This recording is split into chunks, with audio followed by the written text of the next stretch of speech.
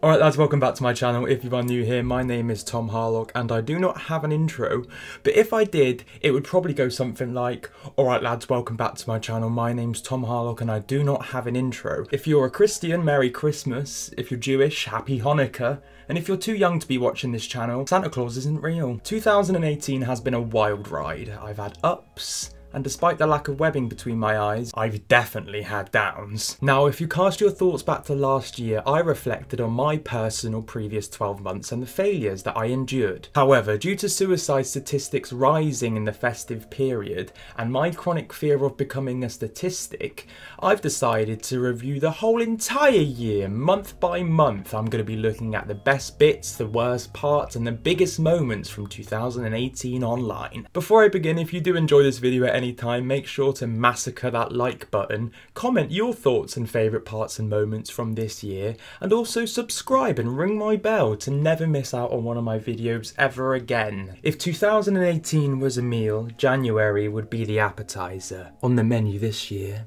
Tide Pods. Known as the Tide Pod Challenge, thousands of videos were posted in January of lunatics deciding it would be a great idea to eat poisonous laundry detergent. Teenagers join in the Tide Pod Challenge, biting Tide Pods and recording it, like in this video. YouTube eventually removed most of the videos, however damage had already been done, with poison centres recording 40 cases of Tide Pod consummation within 15 days of 2018. I for one didn't partake in the Tide Pod Challenge. Unfortunately, we don't have that brand in the UK, but we do have alternatives and they're all very scrummy. Thankfully, the trend died before any actual humans did, because side effects range from general nausea to permanent brain damage. Speaking of brain damage, Logan Paul spent the beginning of 2018 hanging out in Japan. I just gotta be careful to not disrespect the culture. Japan is all about the respect. After showing his appreciation for the culture, Logan took a trip to the Aokigahara forest. Now, the Aokigahara is a beautiful forest in Japan that is unfortunately known for being a place that many go to take their own lives. Logan decided to pay his respects by discovering a dead body in the forest, which he then vlogged and uploaded to his YouTube channel, watched by millions of children. I've never discovered a dead person. This literally probably just happened. Yes, Sushi, you call the police? I don't feel very good. Yeah, I don't feel good. What, you never stand next to a dead guy? No. I know what you're thinking. Oh wow, that doesn't sound very child friendly. You are wrong. You obviously weren't paying attention to his Toy Story alien hat. And that brings us on to February. February started with Logan Paul's apology. I've made a severe and continuous lapse in my judgment, and I don't expect to be forgiven. I'm simply here to apologize. Which I did better. I made a severe and continuous lapse in my judgment, and I do not expect to be forgiven. I am simply here to apologise. I also decided to ignore my towering issues by travelling the world, and I wasn't the only one. Before everybody deleted it, Snapchat added a feature called Snapchat Maps. Snapchat Maps allowed you to lie in bed, scroll through your phone and watch other people exist whilst you rotted away alone. As you can imagine, it wasn't long until people started making their own versions.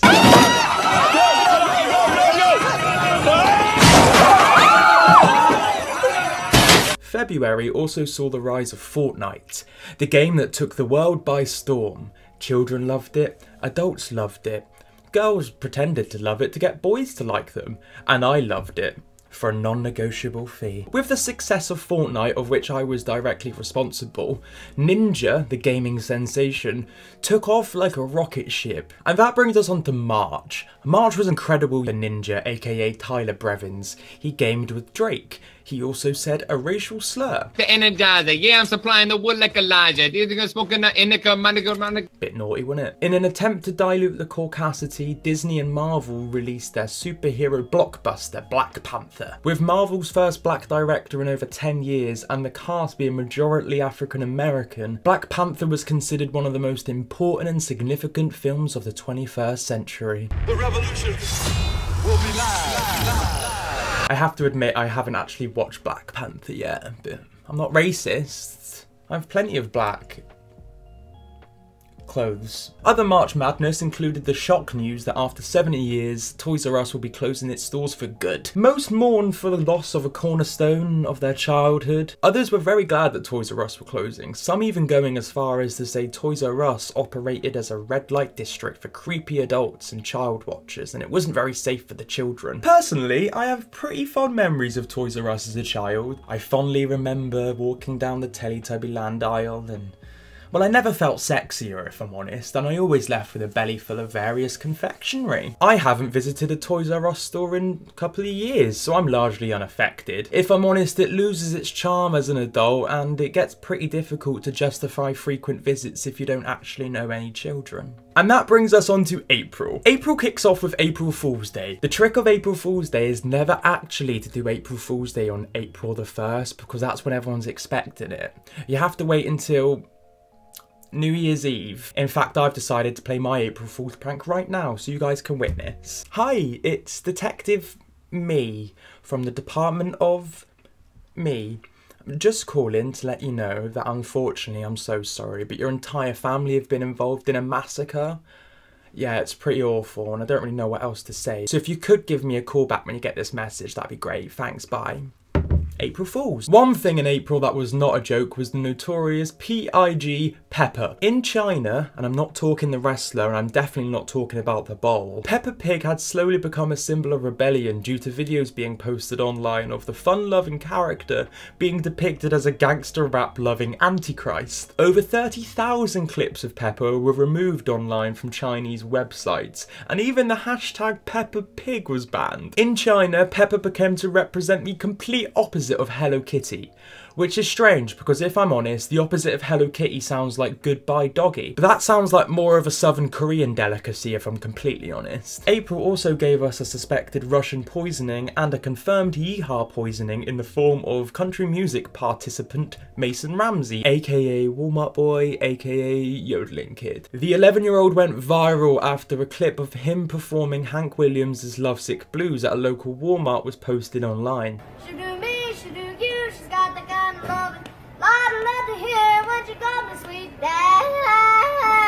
That outfit is child abuse, but he looks like he's enjoying himself. Soon there were remixes and the obligatory Ellen Show appearance, and weeks later this small town kid was performing on the main stage of Coachella. I personally think the kid is okay to mildly enjoyable. I hope he remains unspoiled, but Hollywood does have a tendency to ruin child stars, so I have a feeling it's not going to be too long until this little boy gets a snake in his boot. If April showers, then May is extremely dry, and it doesn't get drier than Kent State gun girl Caitlin Bennett. Miss Bennett appeared like a rash or perhaps a herpes sore when she posted her graduation photos from Kent State University online in May. Instead of taking graduation photos like a normal human being, Miss Bennett decided she wanted all the attention she could possibly get when she posted this. Now that I graduated from Kent State, I can finally arm myself on campus. I should have been able to do this as a student, especially since 4 unarmed students were shot and killed by the government on this campus. Hashtag carry campus now. Here she is carrying an AR-10 and asking me to come and take it. Take what? Your dignity? Pretty sure you don't have that left, love. Your hair? Couldn't pay me enough to touch that rat's nest, and I can tell that because your entire outfit looks very, very cheap. After a series of attention-seeking outbursts online, Caitlin Bennett has faded back into obscurity where she belongs, and hopefully she meets Tommy Lauren and together they can learn that loving guns is not a replacement for having a personality. May also gave us the royal wedding. Our boy Prince Harry married American actress Meghan Markle. It's estimated 1 billion people worldwide watched the ceremony. 1 billion viewers is definitely a lot, however, it's not as many as Kate and William from a few years ago. There have been reports that Prince Harry is blaming it on the algorithm. And that brings us on to June. June started with heartbreak as YouTube's golden couple Liza Koshy and David Dobrik announced that they were calling quits on their relationship after almost 3 years. The only thing that's different is we're not boyfriend-girlfriend anymore. Yeah. But we're still best friends. The point is that we did absolutely nothing to each other to cause a breakup. It's just time right now, and it's healing, and it's growth. We're so young. In a 6-minute video, the the pair announced that they did actually break up 6 months prior to the video being posted. With nearly 50 million views, their breakup video is mature and honest, and if you think I'm being a bit too nice, it's because I'm saving all my hate for the next person. Also in June, resident YouTube slag Tana Mongeau promised her fans an unforgettable YouTube convention experience in the form of TanaCon. But it goes to show that you need to be careful what you wish for, as the convention was remembered for all the wrong reasons. Are you guys having fun today? Despite promising to deliver an amazing experience with YouTubers such as Shane Dawson and Emma Chamberlain, Tana and the little lesbian man Michael Wise delivered nothing short of a complete fucking nightmare. Despite being advertised as a free event, thousands of extra tickets were sold, causing the event to collapse, with children being rushed to hospital and companies threatening to sue. Both Tana and Michael have tried to explain what went wrong. However, thousands of attendees have been left with nothing but an apology, despite refunds being promised. Speaking of apologies, Britain's own Alfie Days felt pressured to say sorry after he posted a video online titled "Living on £1 for 24 hours." The challenge he created was to spend £1 in one day. What could have been a respectful look into the very real struggle many Britons face, Alfie decided to spend 35 minutes proving exactly how tiny his penis is. After complaining for literal minutes about being unable to have purified water with ice, Alfie then has a personal training session and mills around his £2 million house. Because I know that it's just gonna suck going and trying to get food. Takes his expensive car out for a spin where he gets given free donuts because when we shagging Zoella. I've got a box. Thank you so much, guys. I personally don't think Alfie's intention was to come across as narcissistic. If I'm honest, I highly doubt he could spell narcissistic. I'm pretty sure he wouldn't be able to pronounce it either, but I would love to hear him try. And I just want to 100% clear up right now that I'm not a Tory. On the subject of being completely out of touch, YouTube's new girl on the scene is young Emma Chamberlain. Known for being extremely quirky and almost nothing else, Emma started becoming super popular this year as the plain, vanilla, muted, flat, standard, basic girl next door. However, as most Americans do when they get told they're pretty too much, she moved to Los Angeles. There is something about living in LA as a YouTuber that completely disconnects this person from reality. In the summer, Emma Chamberlain released what I can only describe as the worst YouTuber merchandise collection I have ever witnessed. She was selling hair scrunchies for the price of a meal for two, and for some bizarre reason, none of the items that were for sale were actually shown. They were all pixelated. It made no fucking sense. Emma tried to explain herself, but if I'm honest, I think she was just trying to be too quirky and it backfired. Someone in a literal place was sewing every single scrunchie, so obviously we want to pay them. On the subject of extreme edginess, Kat Von D hit the headlines this summer when she declared she was going to ignore all modern basic healthcare guidelines and deny her children vaccinations. Kat Von D is most known for her tattooing and her beauty cosmetic collection. However, after declaring her anti-vaxxer status, her fans started boycotting her products. Kat Von D Beauty launched in 2008 and celebrated its 10th birthday this year. Her child wishes. In Kat's defense, not vaccinating your children will almost definitely reduce the dreaded terrible twos. Kat Von D is an advocate for love, cruelty-free and vegan living, and there's nothing that quite says love and compassion than giving your child polio. July also brought us Cheryl Cole Tweedy Fernandez Vicini split with Liam Payne from One Direction. Cheryl once again proving that she will not fight for this love, as she only fights black toilet attendants. And that brings us on to August, the month of my birth and subsequently the hottest month of the year. The soundtrack of the summer was Johnny Johnny Yes Papa, and anticipation rose for the sporting event of the year. YouTube boxing! Logan Paul versus KSI ultimately ended in a very convenient draw after months of pathetic and quite frankly embarrassing press conferences. I've made a severe and continuous lack of my judgment.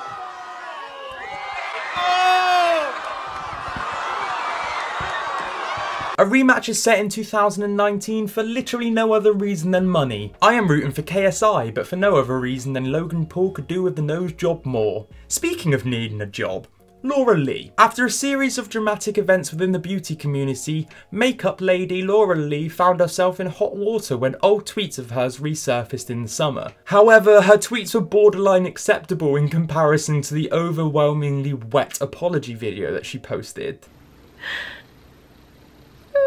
It's probably the hardest things I've ever done. Forced tears, dramatics, and a lack of ownership led to the video being parodied by some of the biggest comedians in the world. You don't understand how hard this is for me.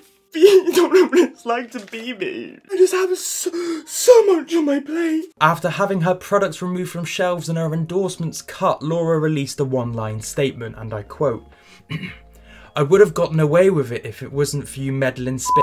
This summer, the internet also discovered Jojo Siwa, more specifically, how tall gal be. Coming in at 5'9", 15-year-old child star turned teen entrepreneur sensation Jojo Siwa is the definition of an overgrown child. And that brings us on to September. 2018 was Shane Dawson's most successful year on the platform in some time. After years of making videos, Shane's channel was entering the territory of boring and repetitive, and so in an attempt to mix things up, Shane started looking at his videos with a different perspective. Between his Jeffree Star series, his investigation into TanaCon, and his 8-part series into the mind of Jake Paul, Shane discovered a flair for documentary and discovery. Unfortunately, he has yet to discover the wonders of a shower. 2018 had us all asking the same question: why do good girls like bad guys? I've had this question for such an awfully long time, and I'm such a bad boy in it, and do you think it's plain to fucking see there's something about good boys being me? TikTok took the world by storm this year, providing us with the most embarrassing,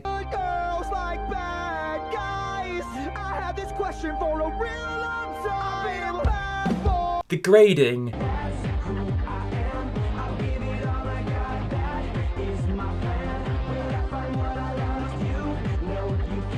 and borderline impressive videos since my Vines. The girls are on me, down.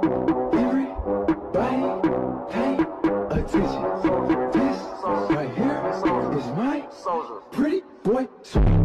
And that brings us on to October. 2018 marked the start of the biggest war to date, PewDiePie versus the whole entire population of India. PewDiePie, aka Felix, aka the most subscribed to YouTuber on Earth's #1 position, was compromised in October by Indian media production company T-Series. In no less than in November this year, PewDiePie will not be the biggest channel on YouTube. That would be pretty nice, actually. No! We must fight back! The potential usurpation prompted Felix to release the 5-time Grammy Award-winning diss track, Bitch Lasagna. Bob's or Vagana, whichever will it be. Set the fuck down, T-Series, I'm here to spill the real tea. Bitch Lasagna received critical acclaim. The Pope even released a statement directly from the Vatican saying he is such a fan of the song that he's chosen to forgive PewDiePie for all the racism. 2018 was the year of getting that bread, yeeting that yeast, and obtaining the grain. So bad luck if you have a gluten intolerance. But on the subject of shitting oneself, quirky gal Emma Chamberlain won Breakout Creator at the Streamy Awards this year, and then delivered the worst and most painful acceptance speech I have ever heard. I just want to say thank you guys for being so welcoming, because I'm new, you know? It's been great. Thanks, I guess. I love you, Mom and Dad. And that brings us into November. In November, Ariana Grande had the world saying thank you next. They did surgery on a grape. And then YouTubers tried to sign the grape up for therapy. Unless you were living under a rock this year, you may have noticed YouTubers promoting the online therapy application service named BetterHelp. BetterHelp was criticised this year when it was revealed the criteria to be listed as an online counsellor was extremely non-existent. I have actually been approached by BetterHelp myself multiple times over the last couple of years to promote the service to you guys. Before accepting, I signed up myself and I didn't like it, so I turned it down. Unfortunately, a ton of YouTubers failed to do the same research, with people like Gabby Hanna and Philip DeFranco advertising the service and then subsequently apologising for doing so. I immediately suspended my sponsorships with them moving forward. They will not be returning unless 1, they change those terms and conditions to a place that makes me feel overwhelmingly comfortable, and 2, I go to their offices in person. There are plenty of videos on YouTube about the BetterHelp scam if you would like to look into it more. However, moving on to December. On the subject of YouTubers accepting endorsements without doing their research, December kicked off with the Kenza brush scam. Tana Mongeau and Gabby Hanna both posted Instagram stories instructing their followers to swipe up to get a Deal of a lifetime on some makeup brushes. I'm partnering with Kenza Cosmetics, and they are doing a promotion right now where all of their makeup brushes are free. All you have to do is pay the shipping. I'm obsessed with so many of them, and they're really high quality brushes, and literally all you have to do is pay shipping. So swipe up to check them out. Shout out Kenza Cosmetics. As you can see, literally $0. Come on, get in my fucking cart. So many people must be on the website. Like, what's going on? The website listed a one-day only spectacular sale where you could get $70 makeup brushes for only $10 postage and packaging price. $70 makeup brushes for the price of shipping? Sounds too good to be true. But that's because it fucking is. If it sounds too good to be true, it usually is. Brushes were ordered and never turned up, and the ones that did eventually were discount bargain ones from cheap beauty supply stores online and worth like 10 cents. If there's one lesson that you learn this year, it's that YouTubers love money probably more than they love you. Every year, the last 12 months on YouTube is summarised in YouTube Rewind, and this year was no exception. However, Rewind 2018 did make history for all the wrong reasons when it became the most disliked video of all time. There's one thing this video needs. K-pop! Rewind 2018 was heavily criticised for ignoring such massive players in the industry such as PewDiePie, Shane Dawson and me. Hopefully next year we don't make the same mistakes and I get the respect that I deserve. That's all I have time for today. I hope you had a great year and I hope you have an even better 2019. I want to say a little thank you for your continued support and watching my videos. Ending the year with 750,000 subscribers is extremely humbling, and I thank you so much. I appreciate it. As always, if you enjoyed this video at any time, please make sure to like the living shit out of it, subscribe for more videos all throughout next year, and let me know down below in the comments what your favourite or worst moment of 2018 is. Thank you so much for watching. I love you and goodbye.